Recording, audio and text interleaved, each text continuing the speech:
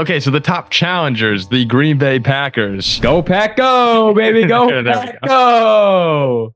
Jack, people are going to get the wrong idea of what this show's about seeing that. We're all too familiar on this show with the story of the 2023 Green Bay Packers. The resounding Week 1 win against the Bears. We had just a terrible reaction on this show to that, of kind of a feeling of doom. Jordan Love looked awesome. Green Bay looked awesome as a whole. 2-1 start slips up to 2-5 after their Week 8 loss to the Vikings. We were feeling great. All of a sudden, it's joy on this show because Jordan Love's been horrible. He's thrown away games, really struggling. And after a Week 10 loss to your Steelers, so I mean, this show is crushing the Green Bay Packers. They're 3-6. I felt great about where the NFC North was. Obviously, Kirk at that point had tore his Achilles, but it felt like the reign of terror from the Packers was coming to an end. And a lot of people were saying if Jordan Love doesn't figure this out, then the Packers might even be getting ready to look for another quarterback this offseason. It was that. Brian Gutekunst was saying that. It wasn't just media folks. And then a dark day for all NFC North fans. November 19th. Well, besides Packers fans. November 19th, 2023. Burned into memory now for me. A day that will live in infamy. It could be more than infamy. The Packers beat the Chargers 23-20. From then on, Green Bay goes 6-2, close the season. The regular season, that is. Jordan Love, just an absolute animal. I mean, we'll talk about the numbers in a little bit, but the final 10 games he had were, we said on this show, he would have been the MVP of the National Football League if it was a second half of the season award. For as great as it looked when they were 3-6, the final 10 games were about as miserable as we possibly could have imagined as Vikings fans or whoever, Lions, Bears, whoever's listening to this right now. So they wind up going to the NFC divisional round after crushing Dallas. I mean, that was kind of nice. I'm not a big Cowboys fan. Still don't like to see the Packers win, but if they're going to give it to anyone, the Cowboys are a nice team to destroy. And then they were really Anders Carlson missed field goal away from going to the NFC Championship game against the Lions. Now, who they only would have gone up 7, so who's to say? But I personally felt Green Bay outplayed San Francisco in that game, and San Francisco was fortunate to walk away with the win. And this offseason now, the Packers filled their biggest need was safety. They more than filled that with Xavier McKinney and a couple other key additions. Jeff Hafley comes in, the defensive coordinator from Boston College. We'll see how a BC guy does. Hey, AJ Dillon and Jeff Hafley. Josh Jacobs is brought in for Aaron Jones, flipped to the Minnesota Vikings. So a running back switch there. Some key departures. They lose John Runyon, the guard, Darnell Savage, and Jonathan Owen. Safeties are gone. David Bakhtiari for now is gone. This is going to be filmed a little bit before it comes out. So if David Bakhtiari returns to the Packers, I think that would actually be very good for them. Devondre Campbell's gone, and then Josh Nijman, their guard. Believe he was a backup guard. Also left.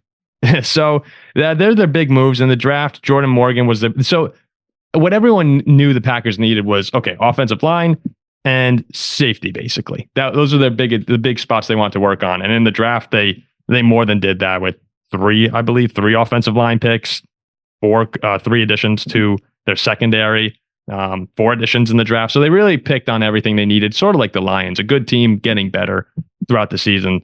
So that'll take us to our first big question, guys, on Green Bay. It's, will the Packer defense perform at a championship-worthy level under Jeff Hafley? Because the offense seems good to go.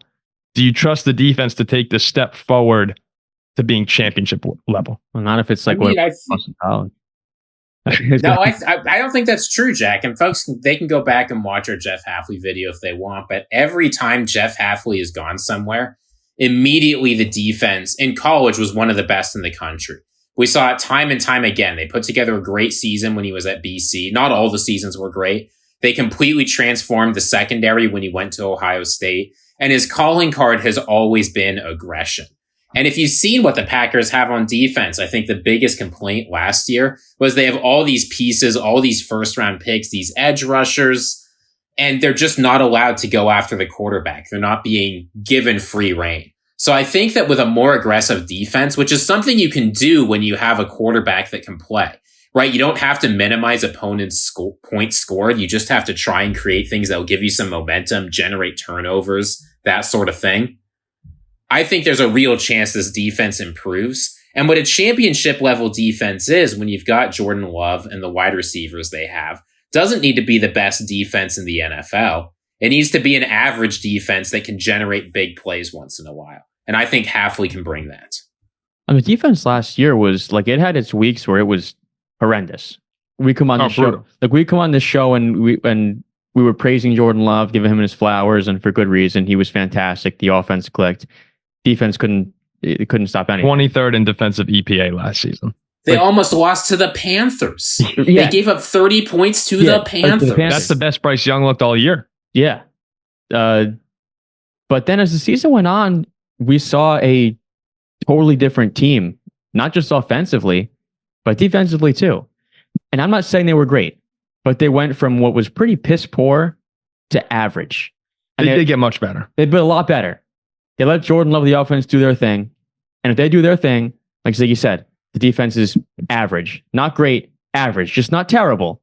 Which I think it'll be more than average this year, especially with the addition of McKinney as well. Big need. Remember too, like as the season went on, after they got rid of Joe Barry, they were struggling so much to get pressure on the quarterback, kind of like you were saying, Ziggy. Those final few weeks, though, they started to turn that pressure up, and that coincided with them winning towards the end of the season. You know, as they got more pressure on quarterbacks, it kind of took a little bit off the secondary that was really struggling for a lot last season. I mean, football too has changed in the last few years, where I used to be a firm believer in defense wins games, especially big games in the playoffs. Now I believe if your offense is very good and your defense is above average, you can beat anybody. And that's what Green Bay is. I mean, yeah, the game's changing. And one thing that people need to acknowledge with the Packers defense this year, you look at along the front seven, a lot of first round draft picks are there that they weren't getting first round level production out of. Whether or not they're recent first round picks, I don't care. But you have a lot of really good talent. On the back end, though, it's kind of a new secondary. If you look, like Eric Stokes played 3 games last year. Jair was hurt for a lot of last season. Javon Bullard, Xavier McKinney, those are both new faces in the secondary. So even though you have Stokes returning, you have Alexander who's been there before, those guys were not anything close to 100%. I mean, Stokes, you didn't even see him. So in some ways, it's kind of fun if you're a fan of a team and you have someone returning from injury to be like, oh, it's almost like we're adding him this year. It's like the Vikings are almost adding Justin Jefferson, it feels like, because he was out for most of last season. So, between those 4 guys coming back, Edrin Cooper apparently has looked great so far, their rookie linebacker. There's a lot of pieces for Jeff Hafley to work with and a lot of new faces coming in. So the ceiling is a top 10 defense. And if they get to that with the offense and we expect them to be awesome, it's unfortunate, but the Packers are going to be really, really good. The last thing before we move on to the Bears here with Green Bay, we mentioned this quite a few times, but since it's the preview show, we have to say it. The first 9 games versus the final 10 for Jordan Love. Here are just some comparisons. The win-loss record, first 9 games, 3-6, ended 7-3. Completion percentage, 58.7 up to 69.8. Pass yards per game, 223 to 261. Touchdown interception ratio, this is the big one, 14-10 to 23-3. And then the passer rating, 80.5, jumps to 112.1. So just an absolute, scorcher to end the year for Jordan Love. And I personally think that of all the feelings us NFC North fans can have about Green Bay, this is sort of the time of fear. Because last year it was joy at the start, disbelief, and now we're in that denial phase, kind of this really can't be happening. If Jordan Love comes out on fire, we move on to step 2 of the 7 stages of grief, and we're in pain because it couldn't, they can't continue. That's denial right there. Yeah, it can't continue. The other day, I was talking to my brother as a fellow Steelers fan himself, and I was saying how it's quite sad that we're never going to see another Ben Roethlisberger ever again. The truth of the matter is, we probably will not. And I'm like, who does though? We'll never have another Tom Brady on the Patriots or Eli Manning on the Giants or Drew Brees on the Saints. These guys don't come around that often. And yeah, here we go. You get Brett Favre, Aaron Rodgers, and Jordan Love now. Yeah, I'm not willing to go there yet. No, I know. Not yet. But that's it would just be very, very fitting. Poor Jeff. He got dealt a bad card when it comes to the Steelers. Yeah. Just young enough to catch the end of the run. The end of Ben's good years. But didn't see any real winning. Yeah. Tough blow for Jefferson. Was he not around for a Super Bowl? He was around. He was when they beat the Cardinals. He was a baby, yeah. Just the look on Ziggy's face throughout that final segment there. He's just And you didn't even mention the best part of Jordan Love, which is even though the Packers' offensive line was decent last year, when he did get pressured, it very rarely resulted in sacks or turnovers. So, I mean, that's another one of the big changes that he improved on as the season went on was the footwork, the avoiding the sacks. It's just, I don't want to see the Packers do well, right? My hope is that half a season run of MVP level performance drops off. And it is likely that Jordan Love won't be quite as good as the peak you saw during those games because every NFL player has ups and downs in their performance. I hope Jordan Love does a big time regression like Ryan Tannehill. It's probably not going to happen. There's a decent chance he's going to continue to be good. I can't believe we're still having this Ryan Tannehill, Jordan Love conversation. I mean, wait, look, Ryan Tannehill. It's a possibility for that. Dolphins Tannehill? Ziggy was the Titans, right? Early Titans Tannehill. When Ryan Tannehill put together a season and a half of top 5 production. But when you watch the games, you were never. It was never. Well, but it's so easy to be backward looking doing that, right? When you watch the tape, you'll see what you want to see.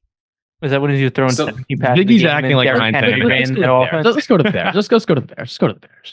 The Bears. Ziggy wants to go to the Bears. I get what Ziggy's saying. Ziggy's a big. Look, you got to let me have some hope, right? As a Vikings fan, this is all we've got. All we can do is sort of sit there and just hope that the performance we saw from Jordan Love was a fluke.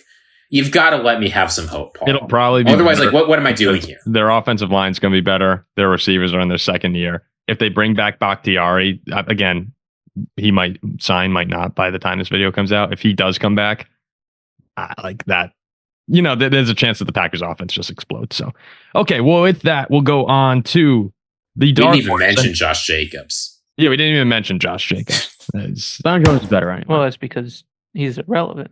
He's a running back. Yes, thank you. Okay. No, between I forgot that Zach's on my side with that. Between the line, Josh Jacobs, the receivers, it could be. But hopefully, again, we're hopeful in this show.